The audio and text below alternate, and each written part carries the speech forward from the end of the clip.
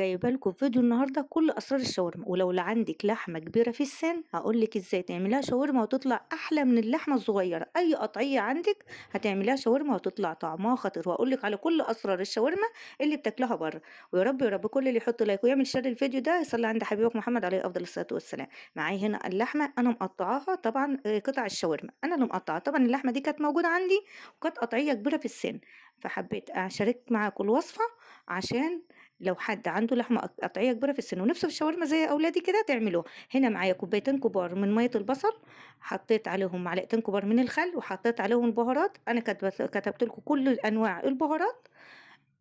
عشان تاخدوها screenshot، وعلبتين كبار من الزبادي، وأقلِّب كلّه كويس جدًا. طبعًا السر اللي هنا هيخلّي معانا اللحمة تستوي مننا بسرعة ومش هتاخد سِوَى على النار، معلقة الخل ومعلقة صغيرة من بيكربونات الصوديوم. البيكربونات اللي بنجيبه من عند محلات آآ اللي بنشتريه من عند محلات المستلزمات الحلواني تمام، مش اللي بنجيبه من عند العطار السايب ده بيبقى ليه استخدامات، بيبقى كيسة كده، بيبقى في السوبر ماركت مكتوب عليه بيكربونات الصوديوم تمام، معلقة صغيرة بتتفاعل بتتخلل جوّه في قلب اللحمة مع الخل، فبتخلّي الأنسجة تدوب معاكِ ما تاخدش سِوَى كتير على النار. طبعًا قفّلتها كده بالكيسة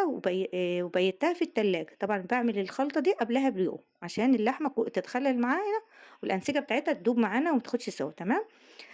تاني يوم سخّنت الطاسة بتاعتي وحطيت معلقة كبيرة من السمنة أو معلقة من اللي هي اللي متوفّر عندِك، وبانزل باللحمة كده بالتدريج، وطبعًا حطيت ورق لورا وحبّهان، وبعد اللحمة بتاعتي ما بتاخد معايا لون كده باطلّع بقى ورق اللورا والحبّهان، طبعًا بابقى حافظة أنا حاطة كام ورقة من ورق اللورا والحبّهان، باطلّعهم وباعدّهم وباطلّعهم تمام.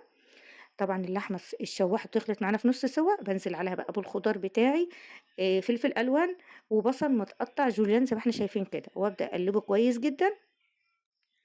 طبعًا البصل والفلفل هينزّل معانا مَيّة، هنغطّيه، ولو حسّيتِ إن اللحمة بتاعتِك ما استوتش لسه بعد ما البصل استوى ونزّل معاكم المَيّة وما استوتش، هتغلي معاكِ مَيّة وتحطّي لها مَيّة وتغطّيها وتسيبيها تستوي براحتها تمام، لو اللحمة ما استوتش بعد الخلط اللي إحنا عملناها البيكربونات، بس أنا ما احتاجتش معايا مَيّة، البيكربونات ومع الخل خلّاها استوت معايا بسرعة ما خدتش معايا وقت خالص. طبعًا حطّيت معلقة من صويا صوص ومعلقة كمان من الخل